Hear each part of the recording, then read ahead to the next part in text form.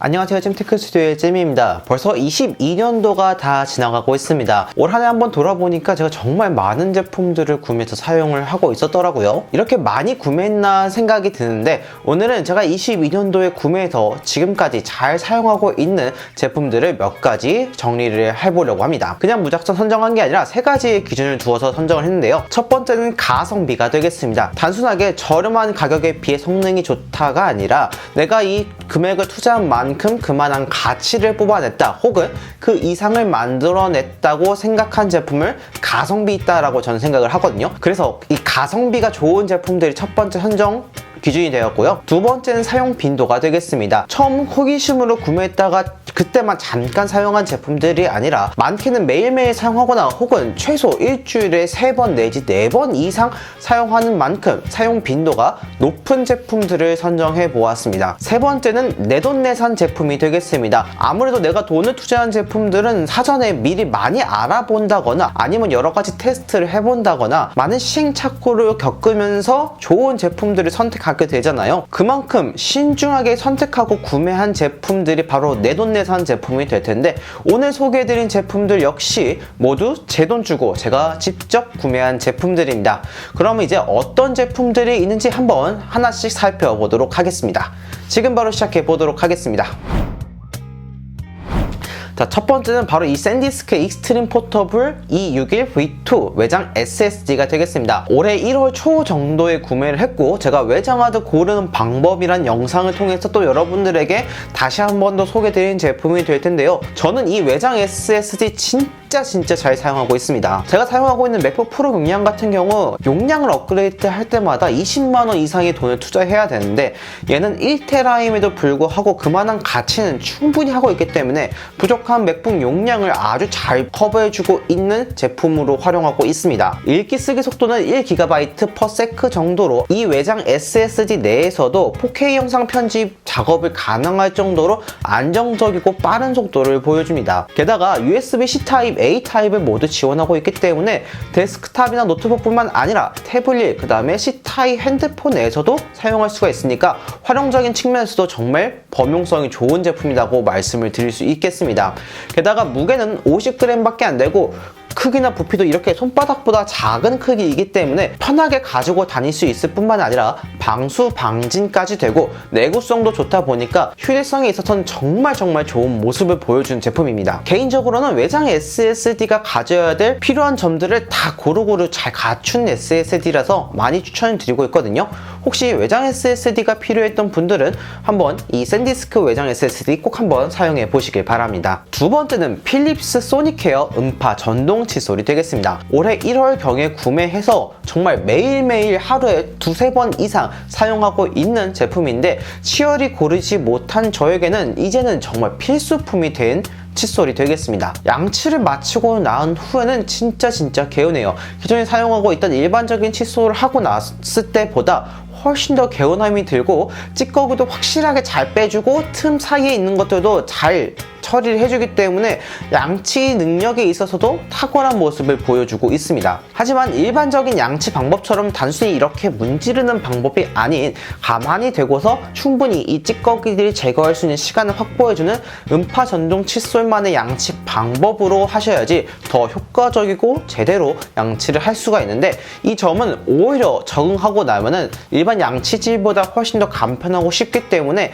양치하는 시간에 있어서도 뭐 더 큰 노력이 필요 없이 잘 된다는 점 꼭 참고해 주시길 바라고요. 구성 같은 경우에는 단순하게 제품뿐만 아니라 휴대용 케이스와 UV 살균기까지 있습니다. 휴대용 케이스가 같이 동봉되어 있기 때문에 외부 출장을 가거나 아니면 밖에서 양치질을 해야 될 경우 같은 케이스를 들고 다니면 편리하게 이용할 수 있고 양치를 다 마치고 난 후에는 UV 살균기에 넣어서 살균을 해준다면 위생적인 측면에서도 확보할 수가 있으니까 양치 능력뿐만 아니라 편의성까지 확보해준 제품이었습니다. 음파 칫솔에 관심이 있는 분들은 제품의 성능도 괜찮고 구성도 괜찮은 이 필립스 소닉케어 한번 꼭 사용해 보시길 바랍니다. 진짜 만족하실 거라고 생각해요. 자, 세 번째는 바로 소니 알파7 마크4 미러리스 카메라가 되겠습니다. 올해 5월경에 구매를 했는데 제가 구매할 당시에는 이제 반도체 수급에 문제가 있어가지고 제품 자체의 가격이 정가보다 20만원 이상이나 비싸져서 비싼 돈 주고 구매를 했는데, 제가 구매하고 나서 얼마 지나지 않아 정가보다 20만원이 하락이 되어서 무려 40만원 이상 손해를 보고 산 카메라지만 제품의 성능 자체에 대해서 너무나 만족하고 있기 때문에 그 40만원이 아깝지 않은 카메라가 되겠습니다. 현재도 제가 촬영하고 있는 이 카메라가 바로 알파7 마크4의 카메라가 될 텐데, 그 전엔 제가 알파7C를 사용하고 있었는데 이제는 확실하게 이 메인 카메라 자리를 탈환한 카메라가 되겠습니다. 사진이면 사진, 영상이면 영상, 어느 것 하나 빠지지 않고 두루두루 정말 좋은 퀄리티를 보여주고 있는데요. 영상 같은 경우에는 4K 60프레임을 안정적으로 지원하고 있을 뿐만 아니라 고해상도의 10비트 촬영까지 가능하기 때문에 컬러 그레이딩에 있어서도 정말 좋은 모습을 보여줍니다. 그리고 펌웨어 이슈 업데이트를 통해서 발열 관리도 확실하게 잡아줬기 때문에 1시간 이상 촬영해도 꺼지지 않는 모습을 보여주었습니다. 편의 기능으로 추가된 포커스 맥 같은 경우에는 초점을 맞출 때 정말 잘 활용하고 있어서 더 정확하게 초점을 맞출 수 있을 뿐만 아니라 저조도 환경에서 이 노이즈 억제 능력이 너무나도 좋아졌기 때문에 퀄리티적인 측면에서도 향상된 모습을 보여줘서 전 너무 좋더라고요. 소니 같은 경우에는 사진에 특화된 R라인이 있고 영상에 특화된 S라인 두 가지가 있는데, 나는 사진, 영상 이렇게 특화된 게 아니라 사진도 영상도 두루두루 다 사용하고 싶다고 생각하신 분들, 그 중에서도 퀄리티까지 챙기고 싶으신 분들이라면 저는 알파7 마크4를 정말 강력하게 추천드립니다. 써보신다면 진짜 만족하실 수 있을 거라고 생각이 들어요. 다음 제품은 전기 스쿠터인 타이탄 1000이 되겠습니다. 올해 6월경에 구매를 해서 지금까지 한 4,500km를 탔지만 추운 날씨와 눈 때문에 잠시 보관을 선택해둔 제품이 될 텐데요. 올해 여름에 기름값이 정말 폭등했잖아요. 휘발유 같은 경우는 리터당 2,000원까지 가는 모습을 보여주면서 와, 이대로는 도저히 교통비랑 차량 운행비가 감당이 안 되겠다 싶어 큰 마음 먹고 전기 스쿠터를 구매했었습니다. 그래서 단순하게 교통비 절약뿐만 아니라 출퇴근용, 그 다음에 가까운 곳 이동용, 게다가 틈틈이 배달 알바까지를 생각해서 구매를 했는데, 사실 기름값이라든지 아니면 배달 알바비 뭐 이런 것들 다 뭐 종합적으로 따져봤을 때 본전은 이미 뽑은 제품입니다. 사실 타이탄 1000은 스쿠터라는 느낌보다는 퍼스널 모빌리티인 전동 킥보드, 전동 자전거에 훨씬 더 가까운 느낌이라서 엄청난 승차감을 기대하셨다면 오히려 실망하실 수도 있게 되겠습니다. 하지만 최대 속도 55km/h라는 빠른 속도에 안정적이고 부드러운 주행 능력을 가지고 있다 보니까 거기서 생기는 만족감이 조금 생기는 불편함들을 잘 커버해 준다고 생각이 들고요. 전기로 배터리를 충전해서 사용하는 제품인 만큼 돈 절약에 있어서는 정말 탁월한 효과를 보여주었습니다.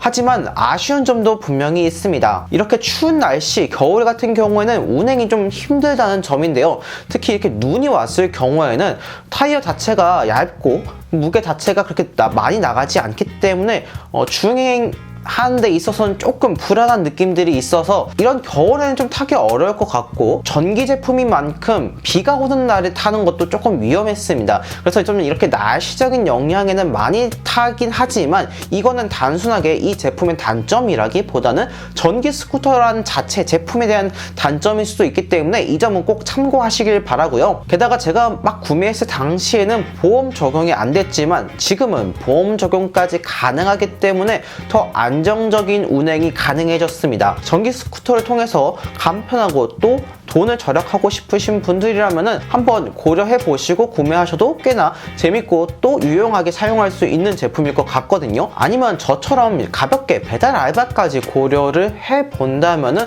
저는 타이탄 1000 전기 스쿠터 강력하게 추천드립니다. 자, 다음으로 소개해드릴 제품은 프리소너스의 E3.5 스피커가 되겠습니다. 올해 7월경 구매해서 제가 기존에 가지고 있던 젠덱과 함께 너무나도 활용을 잘하고 있는 제 메인 스피커가 되겠습니다. 제가 메인 스피커를 하나 사보려고 정말 많은 제품을 구매해서 여러 가지 테스트를 해봤거든요. 그 테스트를 다 거쳐서 살아남은 게 바로 이 프리소너스의 E3.5 스피커가 되겠습니다.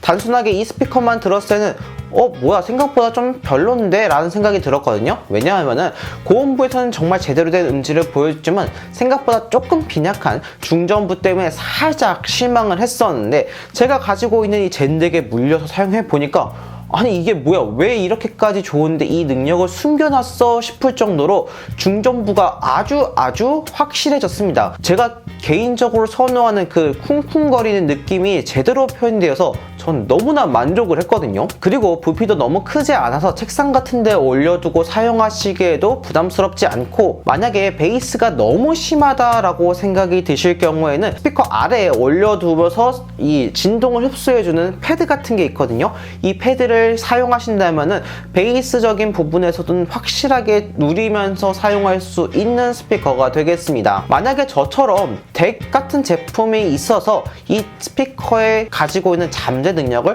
최대한으로 끌어올릴 수 있겠다라고 생각되시는 분들은 저는 프리소너스의 이 스피커 정말 강력하게 추천드립니다.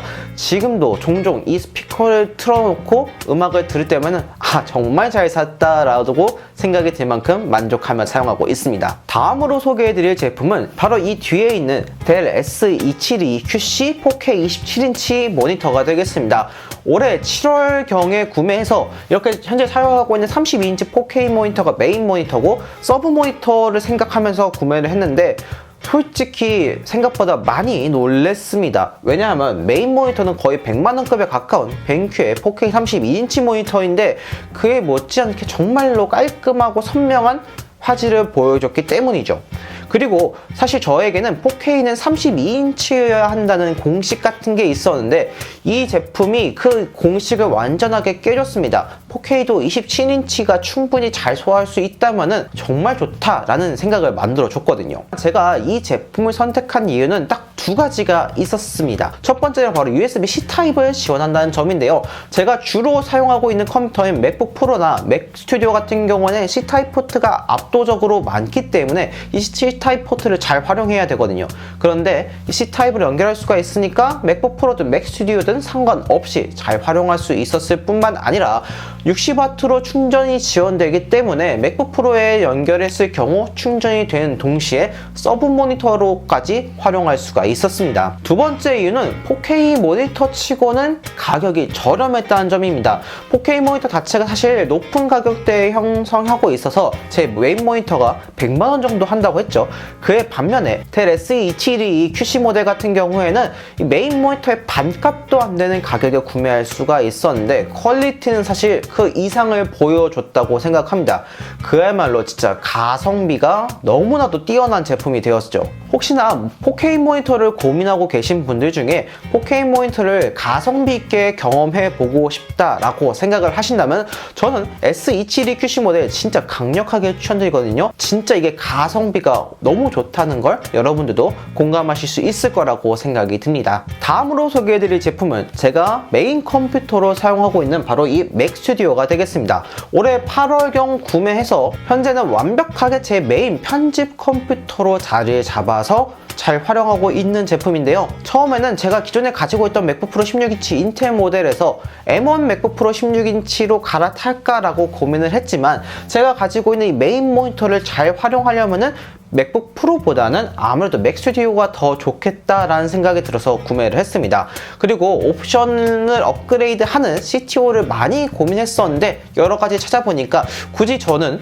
옵션을 업그레이드 할 필요까지는 없을 것 같아서 기본형을 구매해서 사용을 했는데 저는 기본형을 구매해도 충분하고 만족스럽다고 생각이 들었습니다. 일단 포트부터 말씀을 드리자면은 C포트가 넉넉하게 있기 때문에 제가 가지고 있는 이 두 모니터를 잘 활용할 수 있을 뿐만 아니라 여러 가지 디바이스들도 C포트로 활용해서 전 정말 잘 활용하고 있거든요. 앞쪽에는 이렇게 SD카드 리더기까지 있기 때문에 바로 SD카드를 꼽고 자료를 옮길 수도 있어서 거기에 대한 편의성까지 증가해 주었습니다. 속도는 두말할 것도 없습니다. 웬만하면 100%까지 활성화된 상태를 정말 거의 본 적이 없거든요.